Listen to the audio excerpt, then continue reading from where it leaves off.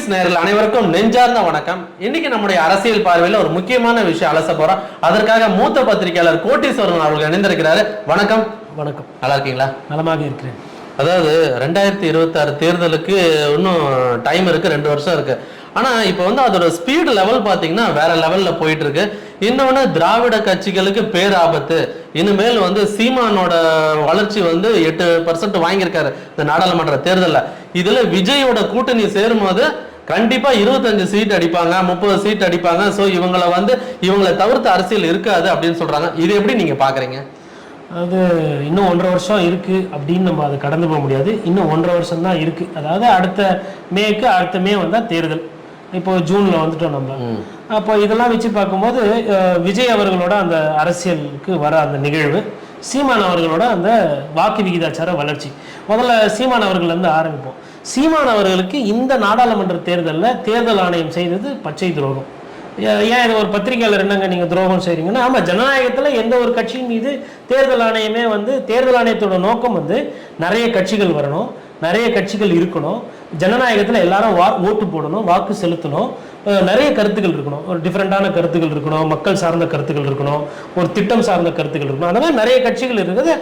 தேர்தல் ஆணையம் அதை அங்கீகரித்து தேர்தல் ஆணையம் தான் இந்த கட்சிகளுக்கு உண்டான தேவைகளை பூர்த்தி செய்யணும். ஆனால் இன்னைக்கு இருக்கக்கூடிய தேர்தல் ஆணையம் என்ன பண்ணுதுன்னா, ஒரு சில கட்சிகளுக்கு சின்னத்தை பிடுங்குது, ஒரு சில கட்சிகளுக்கு பாரதிய ஜனதா கட்சியோட யாரெல்லாம் கூட்டணி நன்றாக செயல்படுறாங்களோ அவங்களுக்கு வேணுன்ற சின்னத்தை கொடுக்குறாங்க.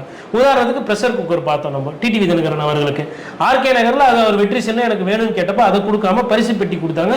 பரிசு பெட்டியில இருந்து அவர் தோல்விக்கு போய் 10-12% வாக்கு விகிதாச்சாரம் அது 8 ஆகி 2.4க்கு வந்துருச்சு. அது அமமுகவோட வரலாறு. அதே மாதிரி ஐயா ஜி கே வாசன் எடுத்துக்கங்க.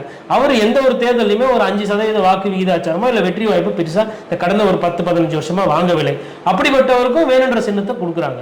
அப்போ மற்ற கட்சிகளுக்கெல்லாம் வேணுன்ற சின்னத்தை கொடுக்குறீங்க, ஒரு அணுகுமுறை இருக்கு. ஆனா நாம் தமிழர் கட்சியில அவங்க வச்சிருந்த கரும்பு விவசாய சின்னத்தை எதற்காக நீங்க அதை வாங்கிட்டு இன்னொருத்தருக்கு கொடுத்தீங்கன்னு தெரியல. இன்னொன்று குறைந்தபட்ச 6% வாக்கு விகிதாச்சாரம் அந்த கட்சி தொடர்ந்து வாங்கிட்டு இருக்கு. அப்போ ஒருத்தர் கஷ்டப்பட்டு உழைச்சி மேலே வரும்போது அவங்க ஓடிக்கிட்டு இருக்கும்போது அவங்க கிட்ட இருக்கிற ஷூவை பிடுங்கிறது, இல்லை அவங்க கிட்ட இருக்கிற உபகரணத்தை பிடிக்கிறது, இல்லை அவங்களோட ட்ரைனிங்கை நிப்பாட்டுறது எவ்வளோ ஒரு கொடூரமான செயலோ அந்த ஒரு கொடூரமான செயலை தான் நாம் தமிழர் கட்சிக்கு தேர்தல் ஆணையம் பண்ணியிருக்கிறது. கேட்டால் டைமுக்கு வரல கொள்ளலான்றாங்க. நீங்க ப்ரையாரிட்டியில பார்க்கலாம். ஏங்க இது இந்த சின்னத்துக்கு கரும்பு விவசாயிக்கு நாங்க தான் போஸ்டர் ஒட்டி கிராஃபிட்டி செவர் ஒட்டி வளர்ந்து அதை பிரச்சாரம் பண்ணி வளர்த்துருக்கிறோம். அந்த தார்மீக அடிப்படையில் அந்த உடல் உழைப்பு, அந்த கடின உழைப்புக்கு அது பரிசா கூட அந்த சின்னத்தை கொடுத்துருக்கலாம். சரி, கொடுக்கல, எல்லாம் முடிஞ்சு போச்சு. ஆனா மைக்கு சின்னம் கொடுத்து ஒரு மாசத்துல அதிகமா பிரச்சாரம் பண்ணி அவங்க 8% மேல வாங்கி ஒரு சிலர்கள் சசிகலா அவர்கள் போன்றவர்கள், விஜய் அவர்கள் போன்றவர்களை பாராட்டுறாங்க. அதாவது ஒரு கட்சி வளருது, இந்த கட்சி வளர்றதுனால நமக்கு பாதிப்பு, நம்மளோட வாக்கு விகிதாச்சாரம் போயிடும் அப்படின்னு பார்க்காம பெருந்தன்மையா பாராட்டியிருக்காங்க. கமல் அவர்களும் பாராட்டியிருக்காங்க. அப்ப ஜனநாயகத்துல இது ஒரு நல்ல நன்னடத்தை. இதை நம்மளும் வரவேற்கணும். இது நாம் தமிழர் கட்சியோட வளர்ச்சி, அந்த எழுச்சி. இப்ப விஜய் அவர்கள் விக்கிரவாண்டி இடைத்தேர்தலில் நான் நிக்கல, நான் கடந்து போறேன்னு சொல்லிட்டு போறாரு. எந்த ஒரு இடைத்தேர்தலுமே அது ஒரு கட்சியை எடை போடுவதற்கு உண்டான ஒரு தளம். அதுவும் இன்னும் 1.5 வருஷம் 2 வருஷத்துக்கு முன்னாடி வர இடைத்தேர்தல் அது ஒரு குவார்டர் ஃபைனல்ஸ் மாதிரி. விஜய் அவர்கள் மேபி நேரடி அரசியல் பண்ணாம மேபி அங்க நாங்க இந்த கட்சிக்கு வேட்பாளருக்கு ஆதரவு தெரிவிக்கிறோம், இல்ல அவர் வேட்பாளரே போட்டிருக்கலாம். நான் என்ன சொல்றேன்னா, சோஷியல் மீடியா ட்விட்டர்ல தான் ஒரு அரசியல் பண்ணிட்டு இருக்காரு. ட்விட்டர் மீடியா அரசியல்ன்றதை தாண்டி உள்ளுக்குள்ள ஒரு பயம் இருக்குமோன்ற அந்த ஒரு அச்சமும் கேள்வி எனக்கு இருக்கு. எதற்கு இவ்வளவு சீக்கிரமா இன்னும் ஒரு ட்ரெஸ் படம் பண்ணுவோம், படத்துல வர காசை சம்பாரிச்சு மேபி அதை தூக்கி அரசியல்ல போடணும். சரி, விஜய் நம்ம இங்க உட்கார்ந்து நம்ம குறை சொல்றது ரொம்ப ரொம்ப ஈஸி. விஜயோட இடத்துல இருந்து கஷ்டம். அந்த வலி வேதனை என்னன்றது விஜய் அவர்களுக்கு தான் தெரியும். பட் நம்ம வேலை அது கிடையாது. நம்ம வேலை பத்திரிகையாளர்கள் வேலை யாரோட மூவ் என்ன மாற்றத்தை கொடுக்கும், எந்த மாதிரி இம்பாக்ட் கிரியேட் பண்ணும். இப்போ ஒருவேளை விக்கிரவாண்டி இப்போ அது விழுப்புரம் மாவட்டம் பார்த்தீங்கன்னா தனி தொகுதி, விக்கிரவாண்டி இடைத்தேர்தல் பொது தொகுதி. அப்ப அந்த ஒரு பொது தொகுதியில ஒரு வேட்பாளரை நிறுத்தி இருக்காரு. இல்ல விஜய் அவர்களே சொல்றாரு, பிரேமலதா விஜயகாந்த் நிக்கிறாங்கன்னு வச்சுக்கோங்களேன் ஒரு வாதத்துக்கு, நான் அவங்களை சப்போர்ட் பண்றேன். இல்ல கூப்பிட்டு நேரடியா போய் நிக்க வேணாம், ஒரு பயம் இருக்கும். முதல் தேர்தல் தோல்வி ஆயிடுச்சுன்னா என்ன ஆயிடும். அப்ப யாரோ ஒரு விவிஐபியோ யாரோ ஒரு முக்கியஸ்தரை கூப்பிட்டு அங்க நிறுத்துறாங்க. இல்ல அங்க ஒரு நான் என்ன கேட்கறேன்னா, நான் அரசியலுக்கு வரணுமா வேணாமா, நோட்டாக்கு கூட நீங்க ஓட்டு போட்டு காட்டுங்க, உங்களுக்கு இந்த ஆட்சி நான் சந்தோஷமா இருந்தால் நீங்கள் அந்த கட்சிக்கு போடுங்க, இல்லை இந்த ஆட்சி மேலே எதிர்ப்பு இருந்தால் நோட்டாக்கு போடுங்க. நாங்கள் வந்து களத்தில் வந்து விஜய் அவர்கள் வந்து நோட்டாக்கு பிரச்சாரம் பண்ணுவாங்கன்னு ஒரு விஷயத்த சொல்கிறாருன்னு வச்சுக்கோங்களேன். இது நிறைய பேர் வந்து ஒத்துக்க மாட்டாங்க. நம்ம இந்த கருத்து உங்களுக்கு எல்லாம் தெரியுமான்றோம். அது அப்படி அல்ல. ஒரு விஷயத்த வந்து ஒரு தலைப்பு செய்தியாக மாற்றி ஒரு நடக்காத ஒரு விஷயத்த நடத்தி காட்டினா அந்த பெருமைக்கு வந்து விஜய் போவார். அப்போ ஒரு தேர்தலில் இருந்து எந்தவித ஒரு அரசியல் முடிவையும் எடுக்காம அதை வந்து கடந்து போடுறதுன்றது அது வந்து அரசியலுக்கு அழகல்ல. இது முதல் பார்வை. ஒன்று நேரடியாக களத்தில் வந்துருக்கணும். ஒரு இடைத்தேர்தல் உங்கள் கட்சியில் நான் ஆளுக்கா பஞ்சம் இளைஞர்களுக்கா பஞ்சம் வந்துருக்கும் இல்லையா? சரி, இந்த தேர்தலில் வந்து நாம் தமிழர் கட்சிக்கு நாங்கள் சப்போர்ட் பண்ணுறோம் அப்படின்னு ஒரு நிலைப்பாடு எடுத்திருக்காரு இல்லை எடுக்கிறாருன்னு வச்சுக்கோங்களேன். நாம் தமிழர் கட்சியோட வாக்கு விகிதாச்சாரம் கூடும். வாக்கு விகிதாச்சாரம் கூடுச்சுன்னா விஜய் அவர்கள் வந்து அந்த வெற்றி கோயில் அந்த வாக்கு விகிதாச்சாரம் கூட்டினதுக்கு நாங்கள் வளர்ந்துருக்கோன்றதை காட்டலாம். அதாவது இந்த 2024 இடைத்தேர்தலில் விக்கிரவாண்டி இடைத்தேர்தலில் இன்வெஸ்ட்மெண்ட் பண்ணியிருக்கணும். அதாவது இன்வெஸ்ட்மெண்ட் என்னன்னா மக்களை சந்திக்கிறது ஒரு இன்வெஸ்ட்மெண்ட், வாக்கு சேகரிப்பது ஒரு சுய பரிசோதனை. அந்த சுய பரிசோதனையும் அந்த இன்வெஸ்ட்மெண்ட்டையும் பண்ண விஜய் அவர்களும் தவறிவிட்டார். இந்த தேர்தலை யாரெல்லாம் புறக்கணிக்கிறாங்களோ அவங்க ஒரு விஷயம் புரிஞ்சுக்கணும். அரசியல் பண்றது மக்களை சந்திக்கிறதுக்கு. மக்களை கூட நான் தேர்தலில் சந்திக்க மாட்டேன்னா அது என்ன அரசியல்? அப்படி அப்ப எதுக்கு நீங்க இப்ப சந்திக்காத ஆளு இப்ப விக்கிரவாண்டியில இடைத்தேர்தல், அப்ப விக்கிரவாண்டி மக்களுக்கு இப்ப பிரச்சனை இருக்கும், தேவைகள் இருக்கும், கோரிக்கைகள் இருக்கும். அது போனாதான் தெரியும். அந்த கோரிக்கைகள் சரி செய்ய மாட்டேன், நான் இப்ப தேர்தலுக்கு வர மாட்டேன்னா இப்ப இல்லைன்னா எப்ப எதுக்கு? பொதுவான ஒரு குற்றச்சாட்டு இது ஆளுங்கட்சி வந்து ஃபுல் பலத்தோட எலெக்ஷனை மீட் பண்றாங்க, சோ அதுல நின்று நம்ம ஒன்னும் வெற்றி வாய்ப்பு இல்லை. இது ஒரு பொதுவான குற்றச்சாட்டு. காலம் தொட்டு சொல்லிட்டு இவங்க விலகிறதுக்கான காரணமா அதை முன்வைக்கிறாங்கல்ல. இல்லைங்க, ஐயா அப்பாவு அவர்கள் சுயேட்சை நின்று ஜெயிச்சவர் ராதாபுரத்துல. அதே மாதிரி வந்து திருநாவுக்கரசு ஐயா ஜெயிச்சிருக்கிறாங்க சுயேட்சையா. இப்போ டிடிவி தினகரன் ஜெயிச்சாரு. இதற்கெல்லாம் முன்னாடியா எம்ஜிஆர் அவர்களும் வந்து இந்த மாதிரி இடைத்தேர்தலெல்லாம் வேட்பாளரை போட்டு வெற்றி பெற்றிருக்கிறாரு. அப்போ இவர்களுக்கெல்லாம் அரசியல் தெரியாது, நம்ம கடந்து போயிடலாமா? அவர்களுக்கு அரசியல் தெரியும். ஒரு இடைத்தேர்தலில் வெற்றி என்பது அரசியலே புரட்டி போடும். முதல்ல நீங்க தயாரா அதற்கு. மக்கள் வாக்கு போடுறாங்க போடலன்றது அப்புறம். முதல்ல நீங்களே மென்டலா ஸ்டேட்டஸ் லெவல் என்னன்னு தெரியும். உங்களுக்கு தெரியல, நீங்களே வந்து அந்த தேர்தலை களங்காட்டுறதுக்கு ஒரு ஆசிட் டெஸ்ட் மாதிரி பண்ணிக்க பயப்படுறாங்கல்ல. அது ஒரு போருங்க, ஒரு யுக்தி. நீங்க தயாரா இருக்கணும், எல்லா ஆயுதத்தையும் தூக்கி போடணும். அப்போ நம்ம படம் இப்போ ஐயா ரஜினிகாந்த் இப்படி தான் இழுத்து அவர்கள் தொண்டரை சோர்வாக்கி கடைசியில் இன்னைக்கு ஒன்றுமே இல்லாமல் வெறும் படத்துக்கு போயிட்டாரு. ஐயா கமல் அவர்கள் வந்தார், அவர் பின்னாடி நம்பி போனாங்க. மதியம் அது இதுன்னாரு, பாதி புரியும் பாதி புரியாது, அவரும் குழம்பி கடைசியில் டார்ச் லைட் ஆஃப் ஆகி ஒத்த ராஜ்யசபா சீட்டுக்கு திமுக போய் சேர்ந்துட்டாரு. இப்போ திமுக எது மக்கள் நீதி மையம் எதுன்றது பிரித்து பார்க்கறதுலே பிரச்சனை. அரசியலில் நேரம் வந்து ரொம்ப ரொம்ப முக்கியம். அந்த நேரத்தில் அந்த தேர்தலை நிற்கணுமா நின்றுணும். இதே தான் வைகோ அவர்கள் பண்ணார். ஒரு சில தேர்தலில் வந்து கடந்து போனார். நீங்கள் தேர்தல் வந்து கடந்து போகும்போது மக்கள் என்ன பண்ணுவோம், உங்களை கடந்து போயிடுவாங்க. ஏன் பிரச்சனை? ஏன் தொகுதிக்கு தேர்தல் இருக்குமோ என்ன வந்து சந்திக்கல, நீங்க விழுப்புரத்தில் இருக்கிற பிரச்சனை பேசல, விக்கிரவாண்டியோட மக்களுக்கு உண்டான கோரிக்கைகள் நீங்க செவிசாய்க்கல அப்படின்னும் போது மக்களுக்கு என்ன இருக்கும்? இப்போ ஒருவேளை விஜய் அவர்கள் வேட்பாளர் போட்டாருங்க, வெற்றி தோல்வி வீரனுக்கு சகஜம், அது வேற விஷயம். ரெண்டாவதா வராங்க விஜயோட கட்சிக்காரர்கள், அந்த எழுச்சி எப்படி இருக்கும்? பூஸ்டப்பா இருக்கும். நாளை மறுநாள்ல இருந்து ஜெயிச்ச வேட்பாளரை மறந்துடுவாங்க. முதல் தேர்தலில் 2வது இடம் விஜயோட கட்சி ஏச்சி. அதெல்லாம் அந்த நேற்று வந்து அறிக்கையில் என்ன சொல்றாங்கன்னா, உள்ளாட்சி அமைப்புகள்ல தேர்தலில் போட்டியிடுறவங்க போட்டியிடலாம், அதை வந்து நாங்க மக்கள் இயக்கம் விஜய் மக்கள் மன்றம் வந்து அதை பத்தி எதுவும் சொல்லாது, ஆனா இந்த தேர்தலுக்கு நாங்க தள்ளி போறோன்றாங்க. இதெல்லாம் வந்து ராங் மூவ்ஸ். அதாவது ஏன் ராங் மூவ்ஸ்னா, உங்களுக்கு வயசு இருக்கு, வெற்றி தோல்வியை கடந்து போயிட்டு கட்சியினுடைய வாக்கு சதவீதத்தை உயர்த்துறதுக்கு உண்டான தருணம் தான் இடைத்தேர்தல். உங்களால 234 தொகுதியிலையும் போய் நிற்க. இப்போ ஒரு இடைத்தேர்தல் நீங்க டெஸ்ட் பண்ணீங்கன்னா உங்க கீழே இருக்க தொண்டர்கள் உங்க கட்சிக்காரர்கள் தயாராவாங்க. எப்படி தயாராவாங்க? பிரச்சாரத்துக்கு போகும்போது போலீஸ் பர்மிஷன் கொடுக்க மாட்டாங்க. அப்போ போய் கேட்பாங்க, ஏன் பர்மிஷன்? எக்ஸ்பீரியன்ஸ் கிடைக்கும். ஏன் திமுகவுக்கு பர்மிஷன் கொடுத்தீங்க, பிஜேபிக்கு பர்மிஷன் கொடுத்தீங்க, ஏன் எங்களுக்கு கொடுக்கல அப்படின்னு வருவாங்க. அப்ப கற்றுக்கோங்க. அதே மாதிரி பூத்துல உட்காரும்போது ஒரு சில பிரச்சனை வரும், விலைக்கு வாங்கப்படுவார்கள் கட்சிக்காரர்கள். அப்போ எந்தெந்த கட்சிக்காரர்கள் தாவுறாங்க, நம்ம கட்சியில யார் உண்மையா இருக்கிறா, யார் விலை போறாங்க, அது தெரியும். பிரச்சார யுக்திகள் தெரியும், கிரவுண்ட் ரியாலிட்டி தெரியும். நீச்சல் கத்துக்கிட்டு தான் நான் தண்ணியில குதிப்பேன்றது எப்படி இருக்கு? தண்ணியில குதிச்சாதான் நீச்சல் கத்துக்க முடியும்.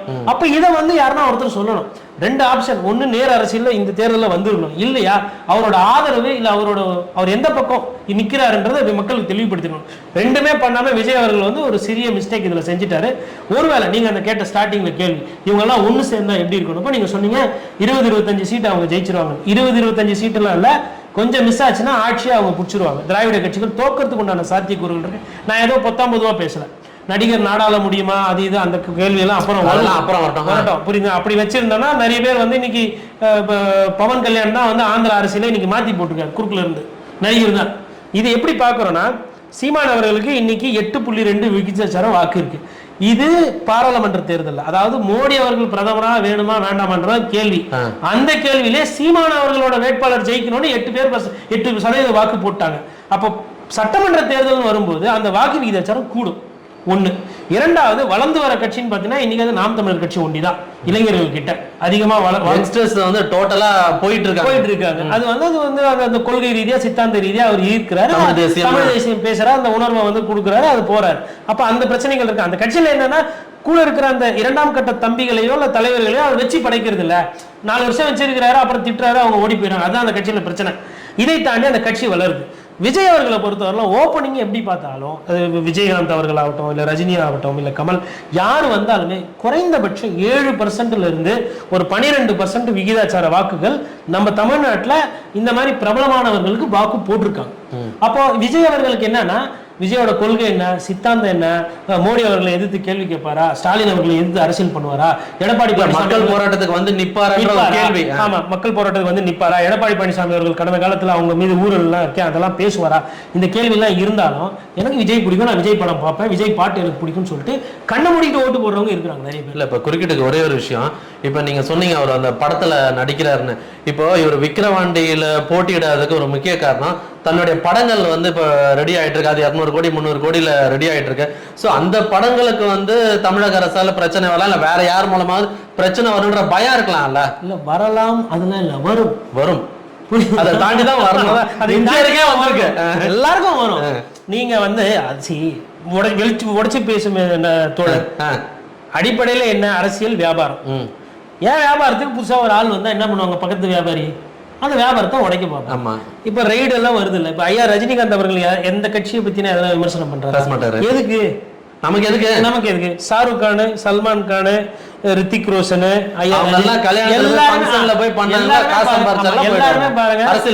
மணிப்பூர் பாதிப்பு வந்து எதனா பேசினாங்களா? இல்ல. ஆனா இதே வந்து ஐயா அம்பானி வீட்டுல கல்யாணம் தான் போயிருவாங்க, மோடி அவர்கள் கூப்பிட்டாருன்னா போயிடுவாங்க, அதே மாதிரி அயோத்தியா ஃபங்க்ஷன் போயிடுவாங்க. மக்கள் பிரச்சனை பேசுறதுக்கு வரமாட்டாங்க. அப்ப மக்கள் பிரச்சனையை பேசணும்னா ஃபர்ஸ்ட் அந்த துணிவு வேணும், துணிச்சல் வேணும் முதல்.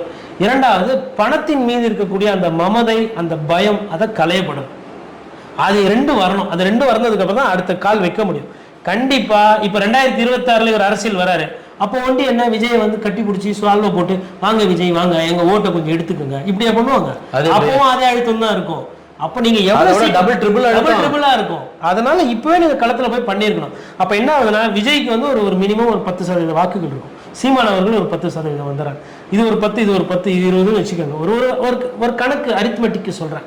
இந்த 20மே கெமிஸ்ட்ரி நல்லா இருக்கும். அதாவது தேர்தல் வந்து கணக்கு ஒன்று, கணிதம் ஒன்று, கெமிஸ்ட்ரி ஒன்று, மேக்ஸ் ஒன்று, அரித்மெட்டிக் ஒன்று, கெமிஸ்ட்ரி ஒன்று. என்ன கெமிஸ்ட்ரினா சீமானோட தொண்டர்களுக்கு அரசியல் வேலை தெரியும், கட்சி வேலை தெரியும், நல்லா பிரச்சாரம் பண்ணுவாங்க, வேலை தெரியும். விஜயோட ரசிகர்கள் வந்து அந்த ஆரவாரம் இருக்கும், ஒரு எழுச்சி இருக்கும். இப்போ ஒரு சில பாடல்கள் போட்டு சீமானோட தத்துவர்கள் பாடலோ இல்ல பேச்சு போட்டு அது வந்து ஒரு 10% தான் போவோம். ஆனா விஜயோட ஒரு போட்டு வச்ச பாட்டெல்லாம் போட்டாலும் அது இன்னும் காரணம் எதுக்குன்னே தெரியாம ஒரு 2 பேர் ஆடிக்கிட்டு இருப்பாங்க. சுறால ஒரு பாட்டு எடுத்து போறீங்க, இல்ல பத்ரியில ஒரு பாட்டு போறீங்க, ஒரு இது அது வந்து தமிழான்னு போட்டா அது பின்னாடி ஒரு கருத்து கோட்பாடு, ஒரு கொள்கை, அரசு ஒண்ணுமே இருக்காது. ஆனா அந்த ட்ரம்ஸ் பாட்டுக்கு ஆடுவாங்க. இப்படி ஒரு கருத்து ரீதியா ஒரு 10% ஆடு ரசிகர்கள் வந்து ஓட்டு போடுவாங்கன்னு எதிர்பார்க்க முடியுமா? அதுதான் அந்த கெமிஸ்ட்ரி நான் சொல்றேன். அதாவது சீமானோட கட்சிக்காரர்கள் விஜய காட்டி ஓட்டு ஜாஸ்தி ஆக்கி விடுவாங்க. சீமானோட வேட்பாளர்களுக்கு ஒரு சில இடத்துல பண ரீதியா உதவி இல்ல பலம் இல்ல, கூட்டம் சேரல அப்படின்னும் போது விஜயோட ரசிகர்களுக்கு போய் அந்த சீமானோட வேட்பாளர்கள் வாக்கு சேர்த்து விடுவாங்க. 2 பேருமே ஊழல் கிடையாது, ஊழல் குற்றச்சாட்டு சொல்ல முடியும். ஏன்னா இவங்க அரசியல் இல்ல, இன்னும் ஆளும் தரப்புக்கு வரல ஒண்ணு. இரண்டாவது, குடும்ப அரசியல் கிடையாது. இவரும் வந்து இளம் தலைவர், அதாவது முறையா அரசியலுக்கு வர்றாரு யாரு, விஜய். சீமான் அவர்களும் அவங்க மூதாதையர யாரும் அரசியல் இருந்து வரல. 2. இன்னொன்னு, ஃபயரிங் ஃப்ரம் ஆல் சைட்ஸ். நீங்க திமுகவையும் குறை சொல்லலாம், அண்ணா திமுகவையும் குறை சொல்லலாம், பிஜேபியும் குறை சொல்லலாம், பாட்டாளி மக்கள் கட்சி. அதான் விஜய்க்கு சில பிரச்சனை இருக்கு. ஆனா படம் வழக்கமா ஓடுமா, பாட்டாளி மக்கள் கட்சி இந்த பொட்டி தூக்கிட்டு போயிடுவாங்க, இதுவும் பண்ணலாம்.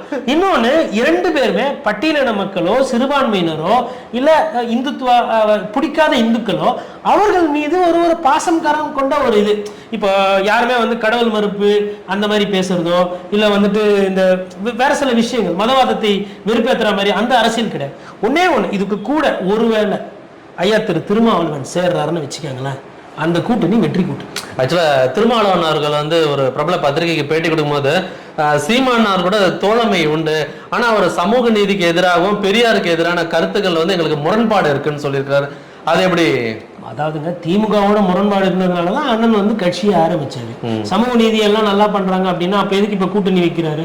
இப்போ வந்து உங்களுக்கு 2-3 இடத்துல வந்து சாதி ரீதியான பிரச்சனை வந்தது. மலத்தை வந்து தொட்டில கண்ணி மக்களுக்கு கொடுத்துருக்காங்க.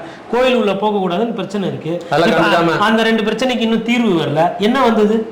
காவல்துறையில கூட்டு போயிட்டு தாழ்த்தப்பட்ட மக்கள் ஒரு சிலர் அடிச்சு கொள்றாங்க. அந்த மாதிரி லாக்அப் டெத் எல்லாம் இருக்கு. இதெல்லாம் வந்து அண்ணன் திருமாவளவன் பேசிட்டாரா? கூட்டணியில் இருக்கிற காரணத்தினால கொஞ்சம் அமைதியா மௌனியா தானே இருக்கிறாரு. அப்ப இதே நீங்க மௌனியா இருக்கிற மாதிரி சீமான் அவர்கள் பேசுறது கொஞ்சம் மௌனியா இருந்துக்கங்க. பெரியார பத்தி பேசுறாரு, ரைட், அது அவர் கருத்துன்னு சொல்லிட்டு கடந்து போயிடுங்க.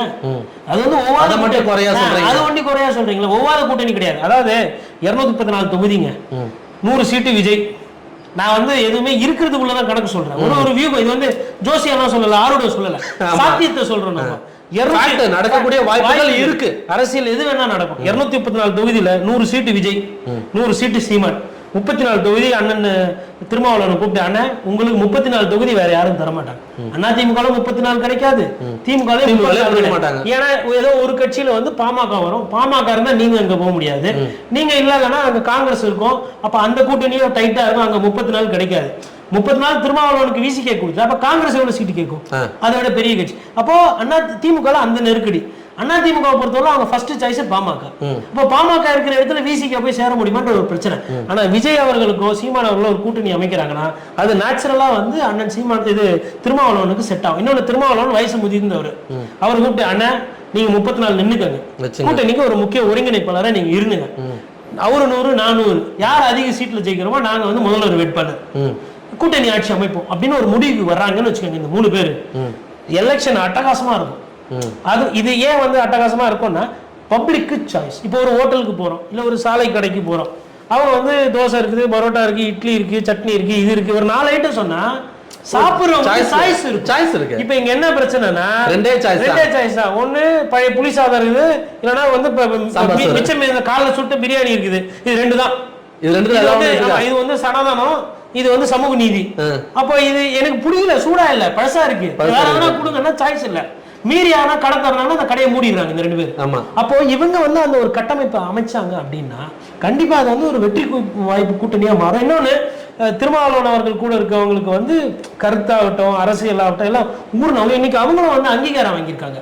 இப்ப விஜய் அவர்கள் கட்சிக்கு அங்கீகாரம் இல்லை, ஆனா திருமாவளவன் அவர்கள் அங்கீகரிக்கப்பட்ட கட்சி, சின்னம் கரெக்டா இருக்கு. அப்ப அந்த கூட்டணியில வரும்போது என்ன ஆயிடும்னா தேர்தல் ஆணையத்துக்கு மாசா இருக்கும். தேர்தல் ஆணையத்துக்கிட்ட போகும்போது பேசும்போது வந்து விவிஐபி கான்ஸ்டிட்யூன்ஸ், அதாவது விவிஐபி பேச்சாளர் சொல்லுவாங்க, கீ ஸ்பீக்கர்ஸ்னு, அவங்களுக்கு பர்மிஷன் வாங்குறது, ஒரு கூட்டம் போடுறது, அது இதெல்லாம் பண்ணும்போது நல்லா இருக்கும். அந்த பேனலே நல்லா இருக்கும். சரி, இந்த கூட்டம் கூடுறதே வந்து ஒரு வேற லெவல்ல இருக்கு. இப்ப நீங்க சொன்ன மாதிரி சீமானுக்கு ஆல்ரெடி கூட்டம் இருக்கு. நீங்க சொல்ற மாதிரி கூட்டம் குறையும்போது திருமாவளவன் அவர்களுக்கான கூட்டமும் சேரும், சோ விஜயான இளைஞர் படையும் சேரும். இப்படி சேரும் போது ஒரு தமிழ்நாட்டுல ஒரு பெரிய அளவுல அதிர்வளவை ஏற்படுத்துற அளவுக்கு ஒரு மாநாடு நடக்கும்ல. அதாவதுங்க, இப்ப நான் சொல்றது வந்து ஏதோ வந்து ஒரு சாதாரண ஒரு பேச்சு மாதிரி, ஒரு அரசியல் ரீதியான கருத்து மாதிரி இருக்கும்.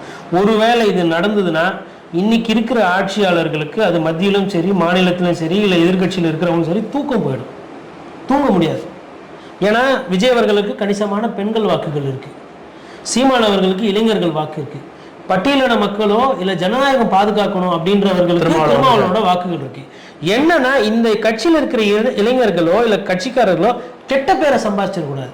பிரச்சாரம் பண்ணும்போது வேகமா வண்டி எடுத்துட்டு போறது, ஹார்ன் அடிக்கிறது, பொதுமக்களை இடையூறு. இப்ப இவங்க இப்ப ஆட்சியாளர்கள் என்ன இப்ப கண்டுபிடிப்பாங்கன்னா, இப்ப விஜயை விட்டுருவாங்க, சீமானை விட்டுருவாங்க, திருமாவளவன் விட்டுருவாங்க. இப்ப கீழ் லெவல்ல பிடிச்சாங்கன்னா ஒவ்வொருத்தரும் கிரிமினல் ரெக்கார்டோட இருப்பாங்க.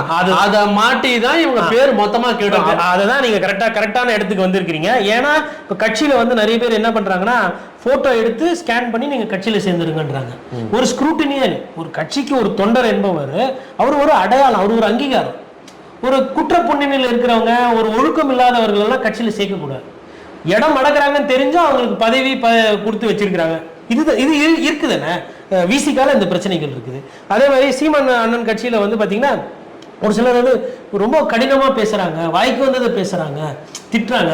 அதெல்லாம் வந்து கொஞ்சம் குறைச்சிக்கணும். ஒரு லெவல் ஸ்டாண்டர்ட் மெயின்டைன் பண்ணணும். ஒரு கண்ணியமான கட்சிகள் மேல, ஒரு கலைஞர் மேலயோ, ஒரு ஜெயலலிதா அம்மையார் மேலயோ என்னவித ஒரு தனிப்பட்ட ஒரு வெறுப்புகள் இருந்தாலும் அது அவர்கள் வாய் வழியா பிரச்சாரத்துல பேசும்போது தரம் தாழ்ந்து இது வந்து மக்கள் நோட் பண்றாங்க. மக்கள் வந்து தமிழர்கள் வந்து ஒரு எதையுமே வந்து ஒரு தரமா இருக்கணும்னு எதிர்பார்க்கணும். இது வந்து மூத்தக்கூடிய, அதாவது பல வருஷத்துக்கு முன்னாடி பகுத்தறிவு சிவிலைசேஷன்லாம் பார்த்த ஒரு இனம், ஒரு அறிவியலுக்கும் ஒரு வீரத்துக்கும் தான் இது கட்டுப்படும். நீங்க வந்து தரம் தாழ்ந்த வார்த்தை நான் பேசுவேன், நான் வந்து மட்டமா திட்டுவேன், நான் விமர்சனம் கேவலமா பண்ணுவேன் அப்படின்னால மக்கள் வந்து உங்களை ஏத்துக்க மாட்டாங்க. எல்லாரும் ஏத்துக்க மாட்டாங்க. ஒரு சிலர் கை தோடாங்க, சூப்பர் அண்ணன் எப்படி கிழிச்சிட்டாரு, அண்ணன் எப்படி பேசிட்டாரு. அதை தாண்டி பக்குவப்பட்ட அரசியல் பண்றீங்களா, ஒரு நாகரிகமான அரசியல் பண்றீங்களா, எல்லாருக்கும் உண்டான அந்த இன்க்ளூசிவ் பாலிடிக்ஸ் பண்றீங்களா? இப்போ உதாரணத்துக்கு இந்த 3 பேருமே வந்து விஜய் அவர்கள் இன்னும் ஆரம்பிக்கல, பிராமணர்களை அதிகமா விமர்சனம் பண்ணக்கூடியவர். பண்ணுங்க, பிராமணத்துவத்தை நீங்க பண்ணணும். அது என்ன வந்து கொள்கை, பிறப்பால எல்லாம் ஒண்ணு இல்லை அப்படின்ற அந்த கொள்கையை பண்ணோம். ஆனா அதை நாகரிகமா அவங்களுக்கு இப்போ பரியேறும் பெருமாள் படம் எடுத்தாங்க. அதுல பாத்தீங்கன்னா அது வந்து சாதி கொடுமை என்னன்றத ரொம்ப அழகா காட்டியிருக்கு. அதாவது உங்களுக்கு வந்து அறிவு கம்மியா இருக்கிறவங்களுக்கும் அறிவு வரா மாதிரி ஒரு செய்தியை சொல்லணும். அதை பண்ணாம உங்களுக்கு மூளை இல்லை, அறிவு இல்லை, அது இல்லை, இது இல்லை அப்படின்னும் பொழுது என்ன ஆயிடும்னா அது சரியாக இருக்காது. அந்த அந்த பயிற்சி வந்து அவர்களுக்கு தேவைப்படுகிறது. ஓகே, இறுதியா ஒரு கேள்வி. நீங்க வந்து இப்போ விஜய் அவர்களையும் சீமானோட வளர்ச்சி குறித்து பேசிட்டீங்க. இவர்கள் மூலமாக நாளை அரசியல் சில மூத்த பத்திரிகைகள், அரசியல் விஞ்ஞானிகள், சயின்டிஸ்டுங்க சொல்ற எல்லாமே இல்ல நம்ம வந்து அண்ணாமலையும் விஜய்க்கும் ஆனா போட்டி பயங்கரமா இருக்கும். இதுல உதயநிதி வந்து காணாம போயிடுவாரு. இவர்களுக்கு இப்ப உண்மையிலே வந்து இவங்க 3 பேரோட ஸ்டாண்டர்ட் என்ன ஆகும்? இப்போ அதாவதுங்க, இது மாதிரி ஒரு விஷயம் வருது, விஜய் நாளைக்கு வராருனாலுமே அண்ணாமலை அவர்கள் கொஞ்சம் ஓரம் கட்டி போயிடுவாரு.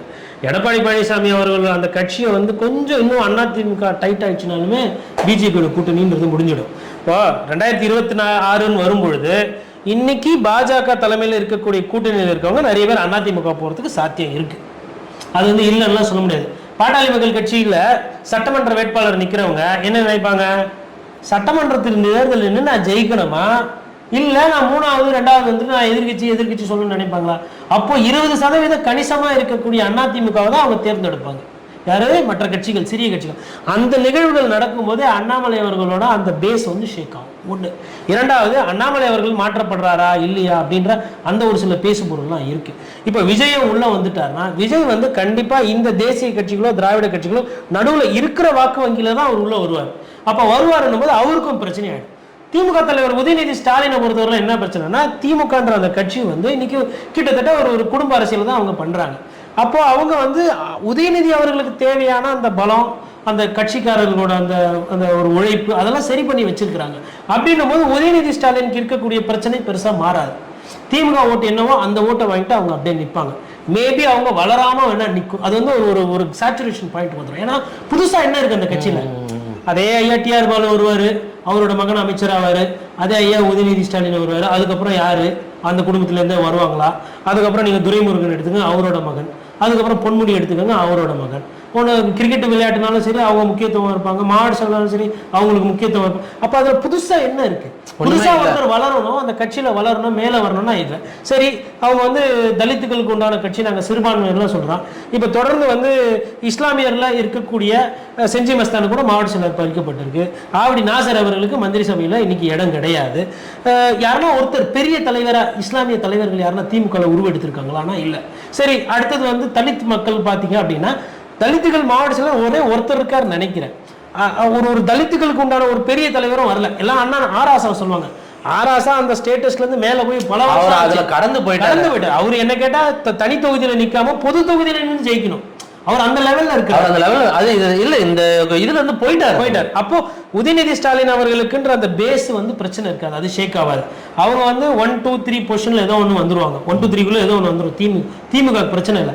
இப்ப இந்த 3வதுல இருந்து யார் வெளியில போறாங்கன்றதுதான் முக்கியம். இப்ப விஜய் அவர்கள் வராரு, இல்ல சீமானே 2வது பொசிஷனுக்கு இல்ல 3வது பொசிஷனுக்கு வந்துட்டாரு அப்படின்னா கண்டிப்பா இன்னைக்கு இருக்கிற அந்த 1, 2, 3ல பிரச்சனை.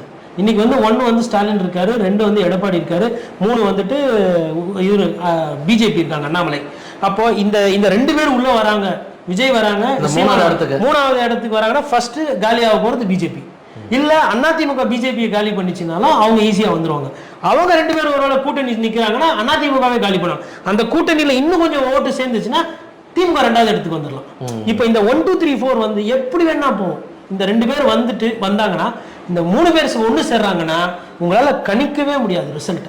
நான் சொல்றேன், இங்க நம்ம தமிழகத்துல இருக்கக்கூடிய அரசியல் வல்லுநர்களோ இல்ல பத்திரிகையாளர்களோ அந்த அரசியல் புரிதல் ஜாஸ்தி. அவங்களுக்குமே வந்து இது வந்து ஒரு இந்த சோழியை தான் விட்டு நீங்க சொல்லணும். ஜோசியக்கார வேலை மாதிரி ஆயிடும். நடக்கும் நடக்காது இல்ல வானிலை அறிக்கை மாதிரி ஆயிடும். வரலாம் போலாம், மே R may not likely to rain அப்படின்ற மாதிரி போயிடும். சில இடங்களில் கனமழை அது எந்த சில இடம் எவ்வளவு கனமழைனா எவ்வளவு சென்டிமீட்டர், மிதமான மழை இல்ல கொட்டுமா தலைமையில கொட்டுமா அந்த மாதிரிலாம் நமக்கு தெரியாது. அதனால சுவாரஸ்யத்துக்கு பஞ்சமே இருக்காது. ஆனா இன்னும் ஒண்ணு, விஜய் அவர்கள் வந்து இந்த இடைத்தேர்தல் நின்று இருந்தா இன்னும் கொஞ்சம் சுவாரஸ்யம் இருந்திருக்கும். ஆட்டோமேட்டிக்கா இப்பவே அந்த மூடுக்கு போயிட்டு இருக்கலாம், நம்ம தேர்தல் மூடுக்கு. மேபி ஒரு படம்லாம் கொஞ்சம் நெக்ஸ்ட் கொஞ்சம் காசு சம்பாதிச்சுட்டு அப்புறமா வருவார்னு நினைக்கிறேன். ஓகே, 2026 தேர்தலில் வந்து என்டர்டெயின்மெண்ட்டுக்கு பஞ்சம் இருக்காது, பல அரசியல் ட்விஸ்ட் இருக்கும்னு நம்ம மூத்த பத்திரிகையாளர் கோட்டீஸ்வரன் அவர்கள் சொல்லியிருக்கிறாரு. உங்களுடைய ஆழமான அழகான கருத்துக்களை பதிவு செய்தமைக்கு மிக்க நன்றி. மீண்டும் ஒரு காணொலியில் உங்களை சந்திக்கிறேன். நன்றி, வணக்கம். நன்றி, வணக்கம்.